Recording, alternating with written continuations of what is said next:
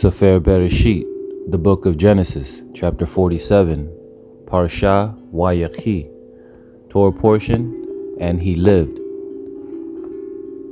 And Yaakov lived in the land of Mitzrayim 17 years, so the length of Yaakov's life was 147 years. And the time for Yisrael to die drew near, and he called his son Yosef and said to him, "Now if I have found favor in your eyes, please put your hand under my thigh, and show loving commitment and truth to me. Please do not bury me in Mitzrayim, but I shall lie with my fathers, and you shall take me up out of Mitzrayim, and bury me in their burial place." And he said, "I do as you have said." And he said, "Swear to me." And he swore to him, and Yisrael bowed himself on the head of the bed. And after these events, it came to be that it was said to Yosef, "See, your father is sick." And he took with him his two sons, Manasseh and Ephraim. And Yaakov was told, "See, your son Yosef is coming to you." And Yisrael strengthened himself and sat upon the bed. And Yaakov said to Yosef, "El Shaddai appeared to me at Luz in the land of Canaan and blessed me, and said to me, 'See, I am making you fruitful and shall increase you, and make of you an assembly of peoples, and give this land to your seed after you as an everlasting possession.' And now your two sons, Ephraim and Manasseh, who were born to you in the land of Mitzrayim before I came to you in Mitzrayim, are mine. As Reuben and Shimeon, they are mine. Your offspring, whom you shall bring forth after them, are yours. Let them be called by the name of their brothers in their inheritance. And I, when I came from Padan, Rachel died beside me in the land of Canaan on the way, when there was but a little distance to go to Ephrath. And I buried her there on the way to Ephrath, that is Bethlehem. And Yisrael saw Yosef's sons, and said, "Who are these?"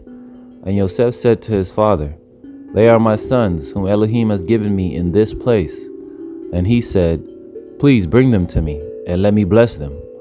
And the eyes of Yisrael were dim with age, and he was unable to see. And he drew them near him, and he kissed them and embraced them. And Yisrael said to Yosef, "I had not thought to see your face, but see, Elohim has also shown me your seed."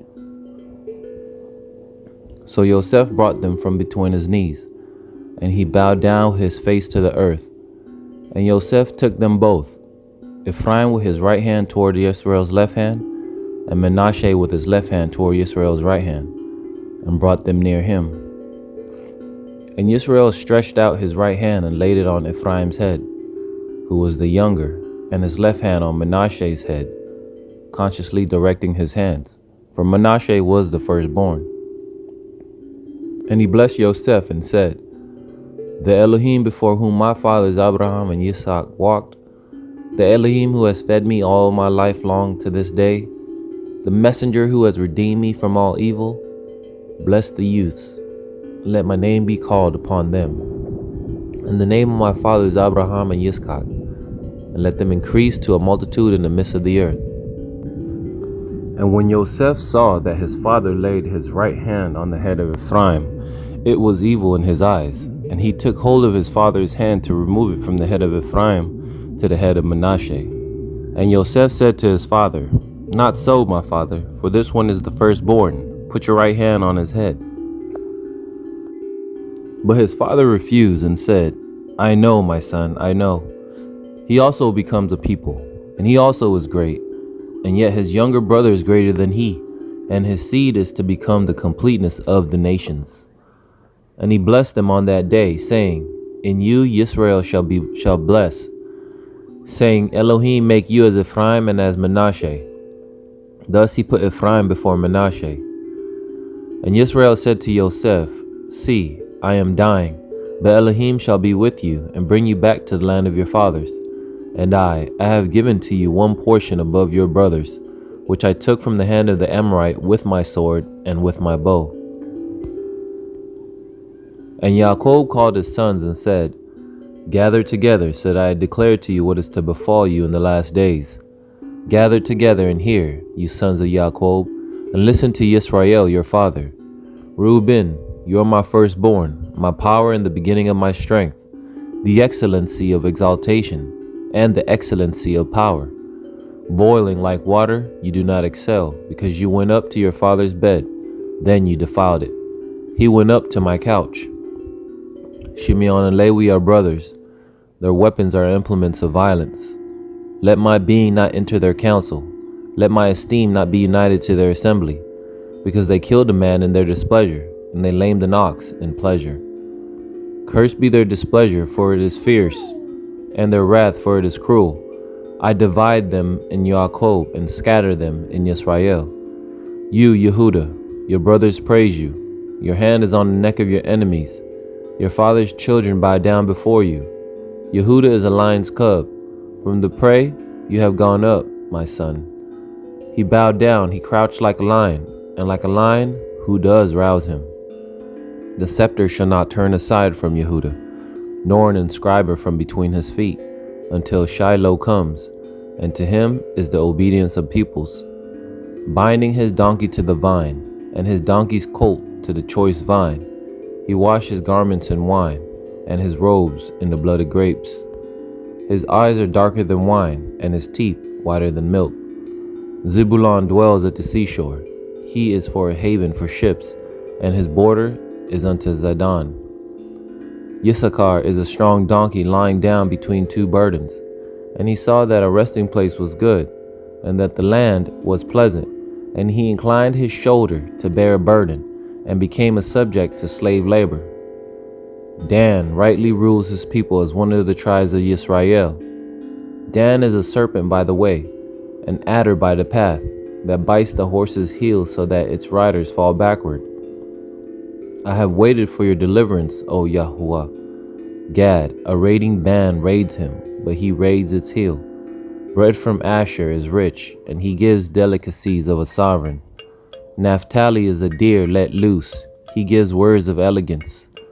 Yosef is an offshoot of a fruit-bearing tree, an offshoot of a fruit-bearing tree by a fountain. His branches run over a wall, and the archers have bitterly grieved him, shot at him, and hated him. But his bow remained in strength, and the arms of his hands were made strong by the hands of the mighty one of Yaakov. From there is a shepherd, the stone of Yisrael. From the El of your father who helps you, and by the Almighty who blesses you with blessings of the heavens from above, blessings of the deep that lies beneath, blessings of the breast and of the womb. The blessings of your father have excelled the blessings of my ancestors, up to the limit of the everlasting hills. They are on the head of Yosef, and on the crown of the head of him who was separated from his brothers. Benjamin is a wolf that tears. In the morning he eats prey, and at night he divides the spoil. All these are the 12 tribes of Yisrael, and this is what their father spoke to them. And he blessed them. He blessed each one according to his own blessing. And he commanded them, and said to them, I am to be gathered to my people. Bury me with my fathers in the cave that is in the field of Ephron, the Kittite, in the cave that is in the field of Machpelah, which is before Mamre in the land of Canaan, which Abraham bought with the field of Ephron, the Kittite, as a possession for a burial site. There they buried Abraham and Sarah his wife. There they buried Yitzchak and Ribkah his wife, and there I buried Leah.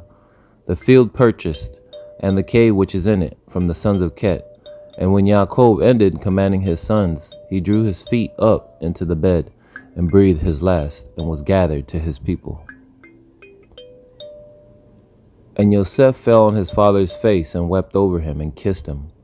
And Yosef commanded his servants, the physicians, to embalm his father.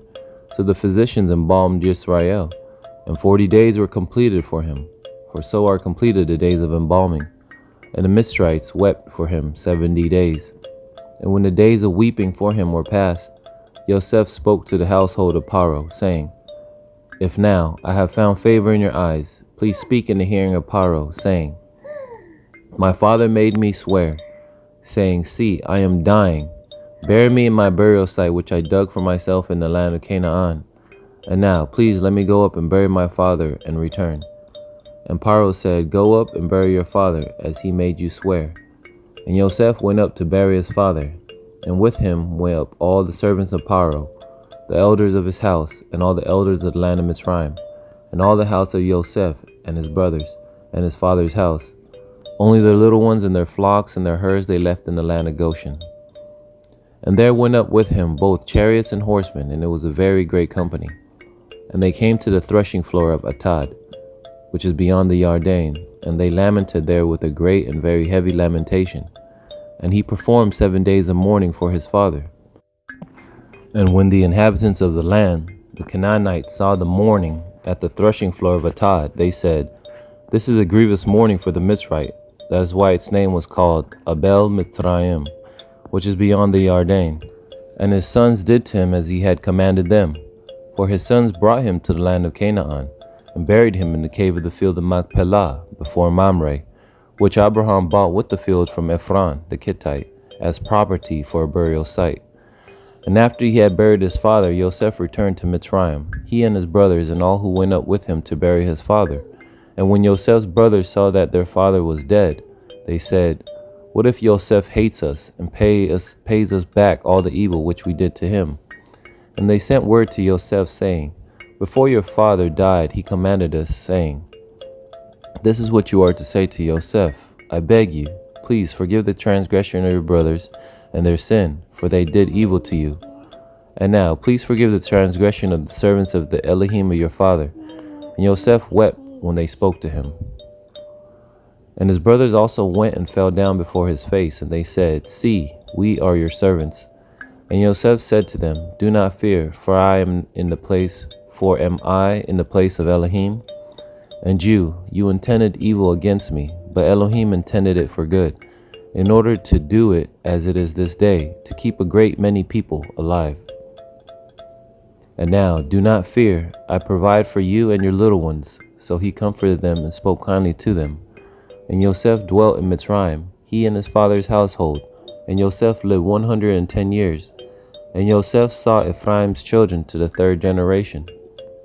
The children of Machir, son of Manasseh, were also born on Yosef's knees. And Yosef said to his brothers, 'I am dying, but Elohim shall certainly visit you, and bring you out of this land to the land of which he swore to Abraham, to Yitzchak, and to Yaakov.'